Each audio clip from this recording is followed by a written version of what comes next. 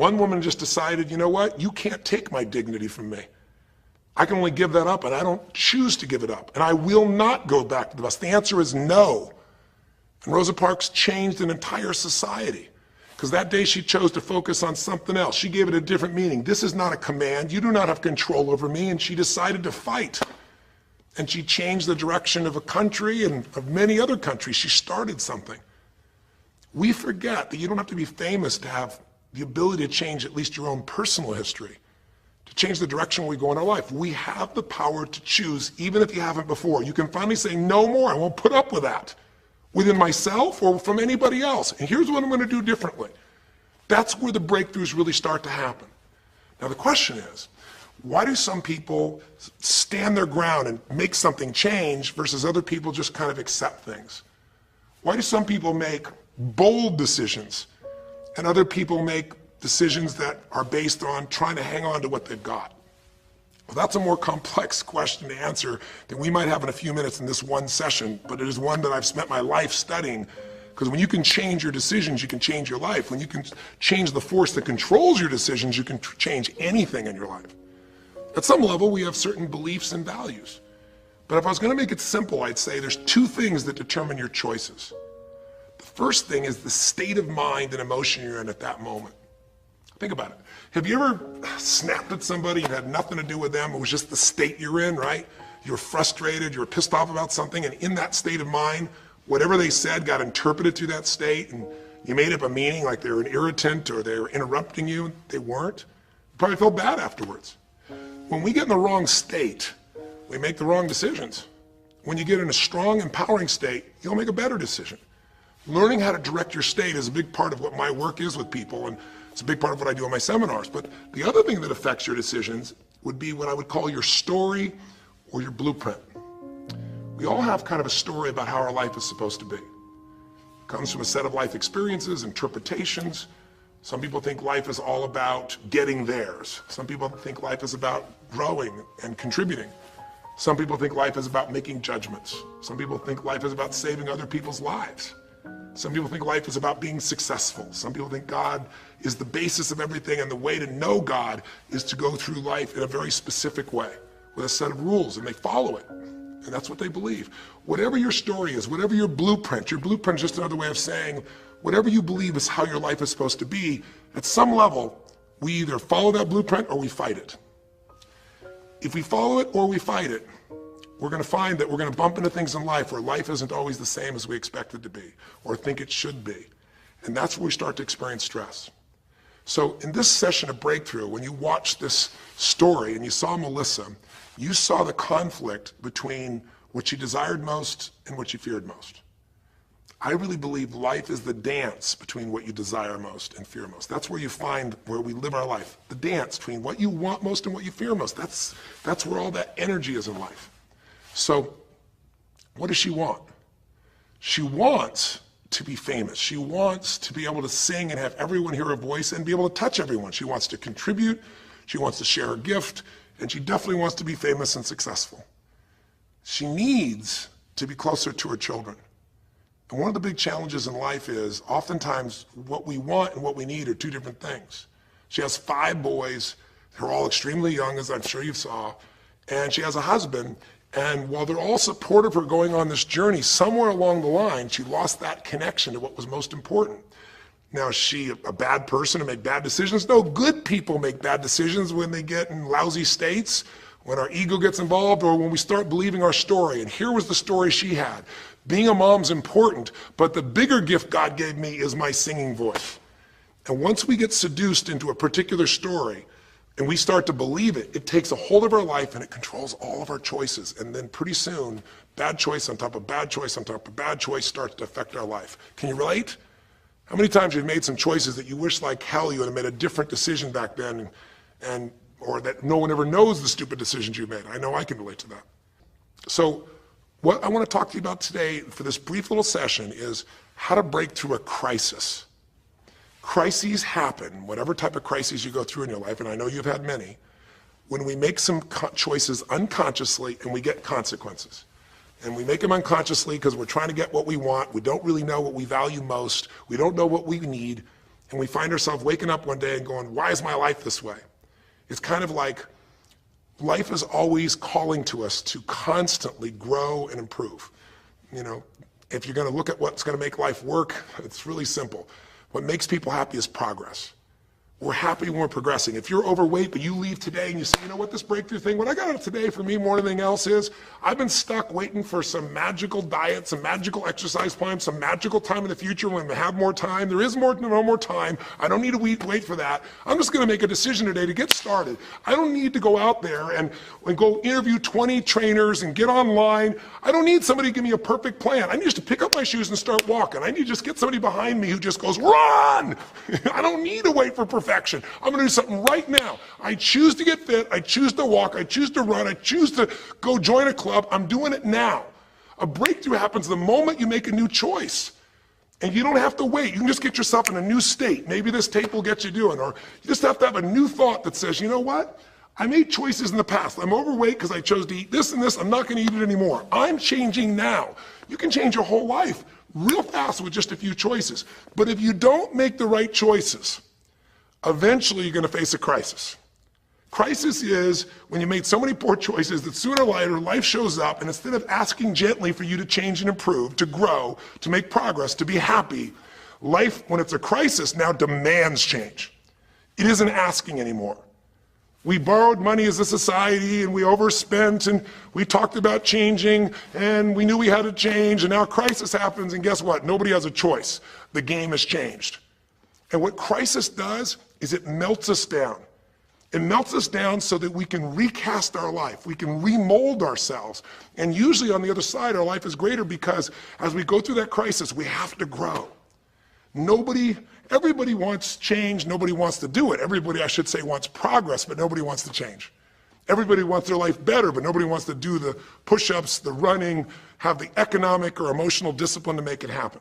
But if you're watching this right now and you're still with me, some part of you wants more. And I'm saying to you, choose it. And the way you're going to choose it is really simple. If you're in that crisis, what keeps you in the crisis is probably because you're being reinforced. Most people, they overeat, or they smoke, or they drink, or they yell at people. They keep doing it because they're rewarded. Whatever gets rewarded gets reinforced. Whatever habit or behavior is reinforced becomes a habit, and then pretty soon, do it long enough, it becomes part of your personality, and pretty soon you think it's who you are, and you just keep living that way. I mean, it's easy to see this in other people, right? It's easy to see how messed up they are and how easy they could if they just make some new choices. All you got to do is turn on the television, some news program, some entertainment program, and you'll hear detailed descriptions about some person who is very powerful celebrity who is doing some stupid thing. Why do we see all this stuff on television? Why do we hear about every person you can imagine, from Lindsay Lohan to Britney Spears to all the way back to the old days it was Elvis or Michael Jackson or whoever it is that's in the news today in this stage of life in your country as you're watching this? It's because we want to see other people who make bad decisions so we can feel better about our own. But the reason those people don't change, Lindsay Lohan, she's got another DUI. She's putting herself at risk. She's putting other people where she could kill someone. If she goes to jail, it's supposed to be 90 days. But here's the consequence. It goes to 2 weeks. And before she even gets out of the jail, she makes a deal for an interview and gets paid $1 million when she gets out for the interview. What do you think the chances of her changing when her bad behavior gets her $1 million, and I don't know if she even makes that for that much time of acting at this stage? What do you think the chances are when people around her say it's not your fault, it's not fair, they treat you unfairly? As long as we have the decision that we're not responsible, it's not our fault, we can't change anything. We have no power. So I don't know if by the time you watch this if Lindsay will have changed, but if she did, it'll be because the enablers are gone, she's taken responsibility, and she's found something she values more than attention and money for bad behavior. Now, it's easy to look at that with her, but what about you and I? Where are you and I addicted to our problems? Where are you and I reinforced? So many people, when they have a big problem, listen, if things are going well, you say, oh, it's going so great. Your friends go, well, that's great. And after a while, they go, well, easy for you. But if you got a problem, people go, hey, I understand, and they connect with you. Where do we get addicted to our problems? If you want to make a new choice, if you want to make a new decision today, if you want to have a breakthrough in some area of your life, You got to give up the story that it's not your fault, and you got to give up the attention and the love and the connection and the commiserating that comes with it with other human beings. Here's how you change. 5 simple, quick steps, and then I'm going to give you a little tool that if you want to, you can go online and really make a change with. If you're going to change your life, step 1, I don't care if something has happened to you. You know, somebody has spilled oil all over where you fish. It's horrific. It's disgusting how they've dealt with it, but it's happened and you got to deal with it. Something's happened. Someone in your family's been injured. You've lost your job. I don't care what the problem is. If you're in a crisis, step number 1, see it as it is, but don't see it worse than it is. Now, what do I mean by that? I don't mean be Mr. or Miss Positive Thinking. By now, if you spend any time with me, you know I'm not about that. I'm not here to tell you, go to that garden and chant, there's no weeds, there's no weeds, there's no weeds. Doing affirmations is not going to change your life. You got to go see where the weeds are and pull them out. My point is simple. You got to see what the problem is, but you can't make it so horrific that you just give up. Today, this is the first generation in almost 100 years of Americans who now believe, the majority of Americans now believe, that the quality of life for themselves and their kids in the future is going to be worse than the past. They have, in other words, nothing to look forward to. 63% of the US as of today. Wow. When you start thinking there is no future, you go into what we call learned helplessness, a place where you just kind of give up. And if you get to that place of giving up, then you have no power over your life. That's when people get depressed. That's when people do crazy, stupid things. That's when people want to turn to drugs or alcohol or sometimes suicide or just total frustration and anger, and their life starts to do the opposite of breakthrough. It becomes completely stuck and in pain or in ongoing suffering. If you and I are going to break out of that, we got to see it as it is. We're not here to be positive thinking people. You got to see what's really going on. But if you're overweight, you can't say to yourself, well, I'm big boned. That's not why you're overweight. You're overweight because you don't work out, you eat certain things, you eat Cheetos all day long, watching TV. I don't know what it is you do, but I know it's not just because you're big boned. You don't want to make it so it's outside your control or you can't change it. So see it as it is, but don't see it worse than it is so that you have no reason to try. Does that make sense? That's the first step. Step 2, get to the real truth and deal with it. Don't just see it as it is and not worse than it is. Don't just like balance it, but now get to the truth. I mean, listen, if the truth is you've been trying to get a job for 2 years and you truly have worked every day in a particular industry, and the number of jobs in that industry has shrunk down, and you really aren't getting that job, then you might have to look at the truth. The truth is you might have to retool. You might have to say, gosh, you know, the industry I'm in is gone. I mean, gross, simplistic example, but for years, vinyl records were around for 85 years. And it was a gigantic industry. And things came and went. During the vinyl record time, what happened? Well, there was, remember those 8-track tapes? Are you ancient enough to remember those things? Maybe you know somebody remembers those things. These big boxes, you push them in and out. Yeah, 8-tracks came and went, vinyl records were still here. And then cassette tapes came, right? And cassette tapes were smaller and more compact and more convenient and more seemingly indestructible. And they came over here and vinyl records were still selling like crazy. If you had a job in vinyl records, you kept it. But then a little thing came along called the CD. And when that happened, almost overnight, you saw an entire industry that's been around almost a century was gone. If you were the guy that worked in the vinyl record factory and knew everything about it, it was the second generation, didn't matter. It was over. And now we laugh about a CD, right? Because everything in this digital world you can have instantly. Who wants to put on a CD? Pretty rare, still available. In vinyl records, maybe there's a small market of people that are collectors, but it's gone. My point is, if you're in the vinyl record business, you got to tell yourself the truth. You got to see it as it is, not worse than it is, but you also got to get the truth and deal with it. You got to deal with the cards you're dealt. You're going to have to retool. You're going to have to change something. You might have to move. If you live in the Gulf, and I don't support anything that's happened there, who could? It's unconscionable what's happened with BP. But if you live in the Gulf and you're a third-generation fisherman, and you fish for oysters, and they're dead, you better get to the truth. Are they going to be dead for 2 years or 10 or 20 to the best of your ability? And you might say, well, I can't do anything else. I can't. I'm a third generation. This is all I know. Yes, you can. Get to the truth and deal with it. Deal with the card you dealt with. You got to deal with it, sure, I'm sure legally, but in the meantime, you got to take care of your family. I'm not saying this off the cuff easy because I've been in those situations where it's impossible, it's unjust, it's wrong, but I still got to deal with it just like you. Am I making sense? It's like You might say, I've lived here my life. You might have to move. You might have to fish someplace else. You might have to, I know you still got to deal with all the consequences, but you got to take back control of your life. There are unjust things that happen, but you got to take control. Easy for me to say, I'm not sitting in your shoes. I get that. But who hasn't experienced some form of injustice someplace? Who's not dealt with something unfair? Who's not dealt with something that wasn't meant to be unfair, but it affected your entire life, your career, your finances, whatever? You got to tell yourself the truth, and you got to get to those dealing with the reality right now. The longer you wait, the longer the crisis will be. If you're having an economic crisis, got to deal with it. Got to downsize, right size, do whatever it takes. And I say, okay, Tony, well, so far you're telling me don't allow myself to make it so bad I don't try, see it as is, but don't make it worse than it is. And you're telling me get to the truth and deal with it. Well, that's nice, but how do I do that? Maybe the third step, more than just getting the role model, maybe to be more specific, is get a vision first. Get a vision and get strong. That's what I think your third step should be. You first tell yourself the truth. Yes, see it as it is, not worse than it is. Tell yourself the truth and deal with it. But the way to deal with it is say, what am I going to go for? There's got to be a compelling future.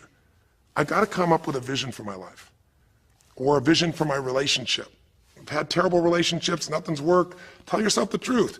I've made poor choices, or I've told myself stories and gave myself excuses, or I've not had the courage, whatever it is. Get to the truth, and then get yourself a vision for what you do want. Because you have to have something you're going to move towards. Does that make sense? Without a vision, people perish. It says in a very good book called The Good Book. And I know there are many good books, but that's a good one to take a look at.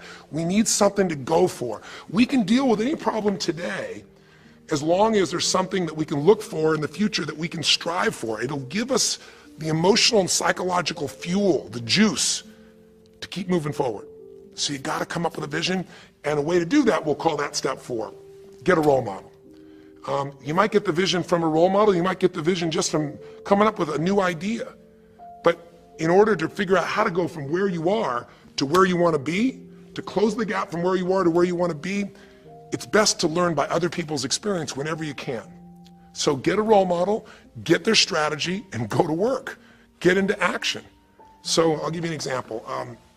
Years ago, when I was first starting to try to figure out how to build myself financially, I grew up at a time when, just as I was starting to do well, this big recession happened. And I remember I was like 29, 30 years old, I think, and maybe 31, and I was doing okay, and then all of a sudden there were all these business challenges because we went through this severe recession back in those days. And I remember at the time everybody was downsizing and freaking out, and I thought, you know what? I don't want to just settle for this. I want to find a way to do well. Who's done well in really tough times? And so I started doing my homework. And in those days, you didn't go out and use the internet the way you do today. You couldn't access all that information. We actually went to libraries and did research in traditional ways. I'm ancient enough to remember those days. And I started hearing about this man named Sir John Templeton. Very famous man. He's a man who became a multi-billionaire as an investor. He started with nothing. But what was interesting is when I started to find out about his story, because here's a guy that when he's a young man, he's called Sir John Templeton now. He was actually an American originally. And he wasn't Sir. He came from a very poor family. And he just decided that in his life, he wanted to not only do well financially, he wanted to do so well he could help other people at any level that he wanted. And today, by the way, he's passed, but before he did, he created the Templeton Fund, and he also created a fund that now delivers money, gives money each year at the Templeton Prize to people that do good spiritual works, and it's larger than the Nobel Prize, and it continues to go on. But the guy started with nothing, and here's how he did it. Listen to me now. The reason I look for him as a role model is because he made all his money in the worst of times. He made all his money when people were going through the equivalent of the deepest recession or depression possible. His whole belief was, and this is different than almost anybody else you see around you, was pessimism was the secret to success. That what he wanted to do was make money when people were most pessimistic. Because when people are optimistic, they want you to pay for their house a huge sum of money. But as they start getting more and more pessimistic, where pretty soon they think they can never, the house is the worst thing to have, they'll virtually give you the house. They'll virtually give you the business. And so he made all his money starting in World War II. When the war broke out, when Hitler invaded over in Europe, he took all the money he had and borrowed a total money of $10,000, a total amount. He bought with $10,000 every stock on the New York Stock Exchange that was $1 or less that he thought might be useful, including some companies that looked like they're going to be bankrupt. But he did it when people were the most pessimistic. Because if you recall, it looked like Hitler was going to take over. It didn't look like we were all going to be the winners. It looked like Hitler was going to dominate. And when people were that scared, they would give up anything they had just to get a little bit back. And so he bought all the stock that eventually made him a multi-billionaire. He became a billionaire because after things changed, after the war, just 5 years later, and the economy started to surge, everything changed for him. Where do you think he invested next after World War II? Where was a country that was pummeled, that was down, the factories were basically turned into mud? Japan. You could buy things for pennies in Japan that would have cost you hundreds of thousands of dollars before, and he did. When everyone was most pessimistic, he went and did well. And then he sold when the 80s surged and when everybody thought Japan was the greatest country on earth and had the biggest businesses, he sold and made his maximum profit when people were overly optimistic. He did the same thing down in South America when inflation went crazy. This man spent his entire life basically having a strategy of how to succeed when everybody else was scared. I tell you that because he's a role model. What he did, how he did it, it's all in writing, it's crystal clear. You could do the same. But you won't be able to do it when you're telling yourself the sky is falling and it's over. When you see it worse than it is, you'll just give up. You won't do it if you don't tell yourself the truth is, you know what, this system isn't working. I got to do something. I got to change my finances. I got to change my job. I got to reach. If you don't tell yourself the truth and deal with the truth, the real truth, nothing's going to happen. You won't ever even think about a guy like John Templeton if you don't have a vision that says, I don't care how the environment is, I'm going to find a way to do well. And you won't do well unless you get a strategy based on a role model who's really done it. My whole thing is this: if anybody has something you want, they aren't lucky. They did something. If you model them, if you take similar steps, you can produce a similar result. Make sense? And then finally, the fifth step, look, if you're in a situation where you see it as is, but not worse than it is, if you've told yourself the truth and you dealt the cards you're dealt with and just decided you're going to change it and you're willing to do what's necessary, if you put yourself in a place where you got a new vision and you gotten yourself strong, if you got a role model and you got some strategy and you got yourself into action, step 5 is give much more than you expect to receive. Simple as that sounds, if you find a way to meet people's needs in business, in an intimate relationship, meeting your kids' needs, anybody's needs, the whole game changes. What happened here when all of a sudden, Melissa finds herself coming home and all of a sudden she finds out that while she's gone, her kids now don't want to talk to her, her boys, her husband has had an affair. Well, none of that could change if she would have just said, you know what? My whole life is over, I'm done. And oh, by the way, I've just lost my career too because while I'm busy trying to deal with my family, I didn't finish the record, so I lose my record deal. And oh, by the way, we don't have any financial stability, now we're losing our house. If that family would have just said it's over, if Melissa or Rick either just said it's over, it would have been over. But they told themselves the truth. We got severe problems here, but they didn't make it worse than it was. They didn't say we can't turn it around. And then they got to the truth of the infidelity, the truth of her addiction to going after fame instead of being a mom, the truth that neither one of them had been really competent at parents and had not given the energy to the kids that they deserved. The truth will set you free, but first it'll piss you off.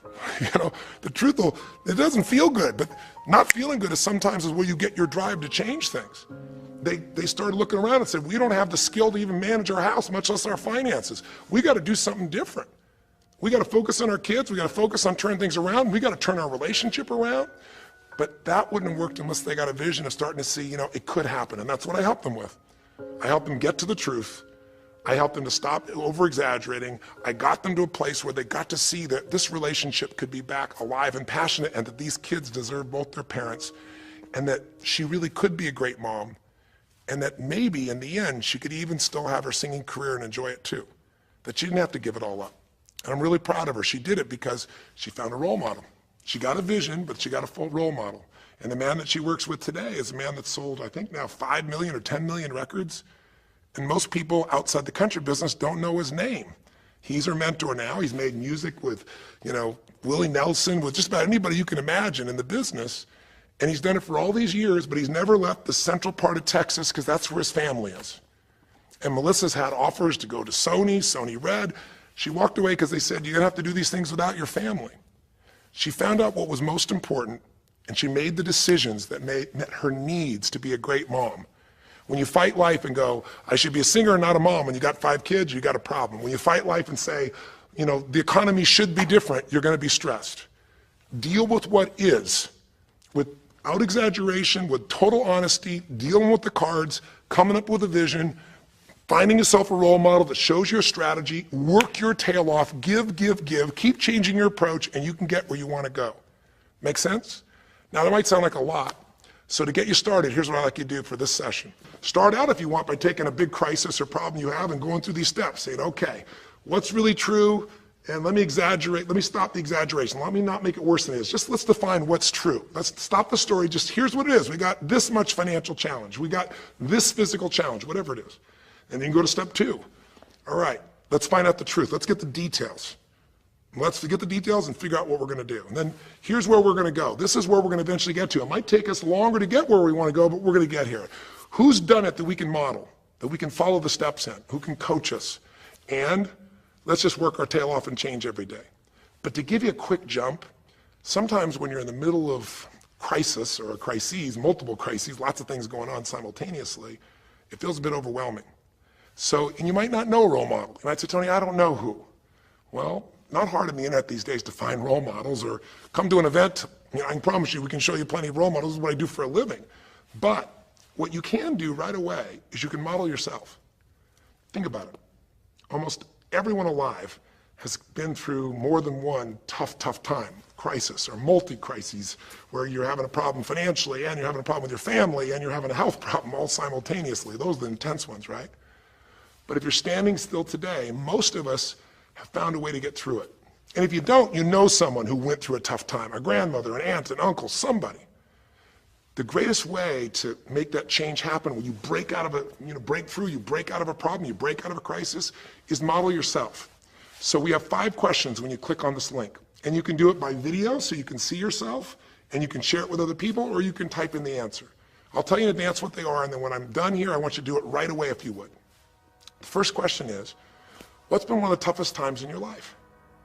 What's been one of the toughest times in your life that you did get through?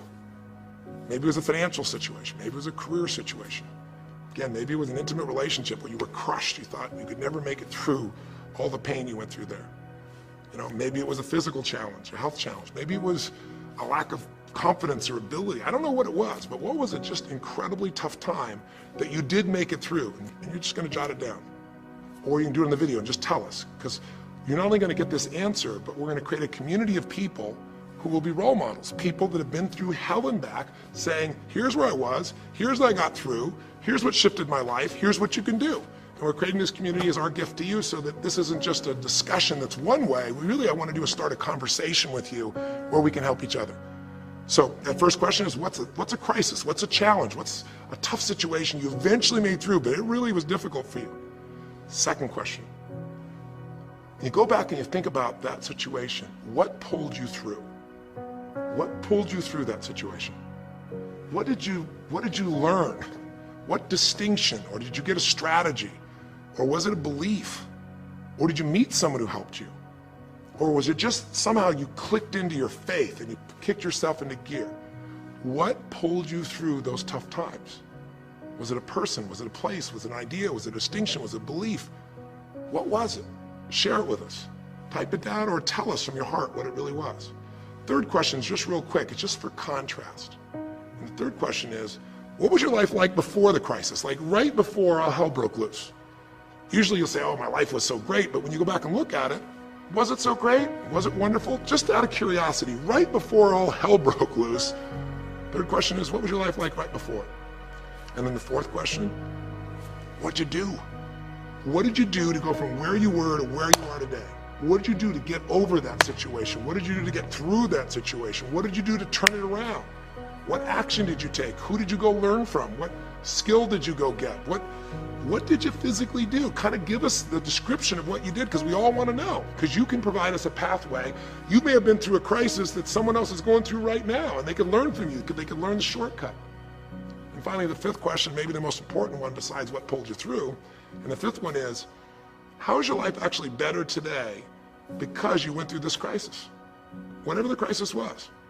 How are you stronger? Or are you more compassionate? because you felt that suffering? You don't want anybody else to feel it.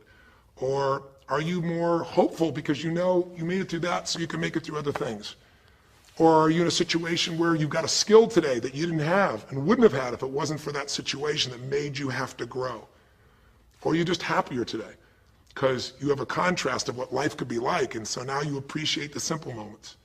How are you better mentally, emotionally, physically, financially, or spiritually today because you went through the crisis? Even though you wouldn't want to go through it again, you don't want anybody else to go through it, how did it actually serve you in the end? I think if you answer these 5 questions, you don't need to remember them. I said them to kind of trigger you thinking. All you do is type in the answer, or you take the instructions and click on the video and go, okay, toughest time in my life? There have been so many, but I'd say when I went through this divorce, or I'd say when I was told I had this tumor, or I'd say when they told me this company was going to go bankrupt, or whatever it was. Second question, what pulled me through?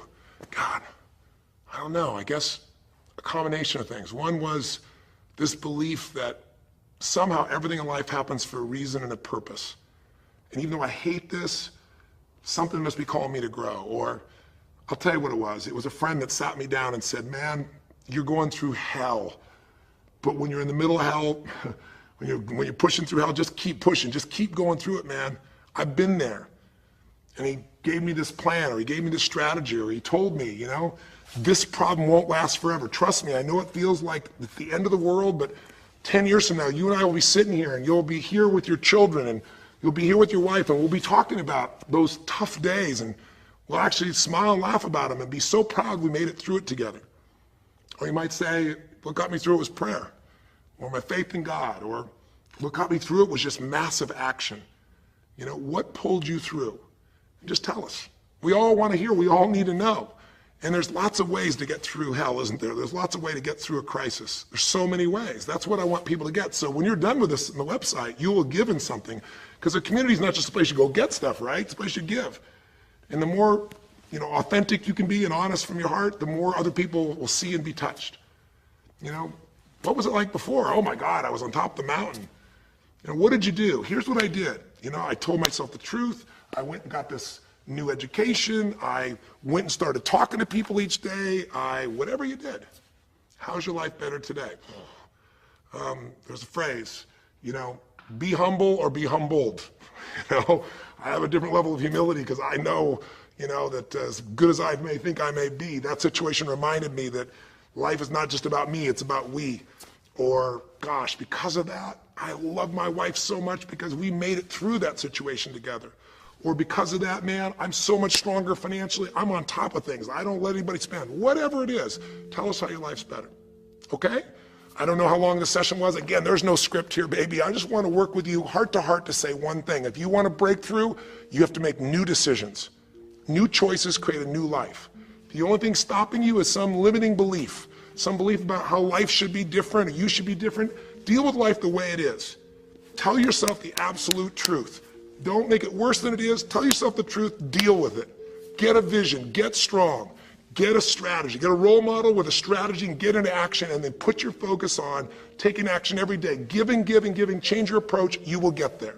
Go to the Power of Crisis right now. Click in. Give us your message and the answers to 5, and look at other people. You'll find people who have been through things you can't imagine. A woman talking about how one day she was home and a man came in, and to try and save her children from being hurt, she had to let him rape her right in front of her kids. And when her husband found out, he came home, he was so upset he left her. And then she developed cancer. I mean, you'll see some stories here that'll blow your mind. And today she's the most happy, incredible woman, and she's helping other people who have cancer to get through it. She's healthy and strong. Her kids are strong. We need those kinds of role models. So whether your story is little or big, there is no little or big. We all need a pathway of power, and this will be a gift to yourself because it will activate your resources, and it'll be a gift to other people as well.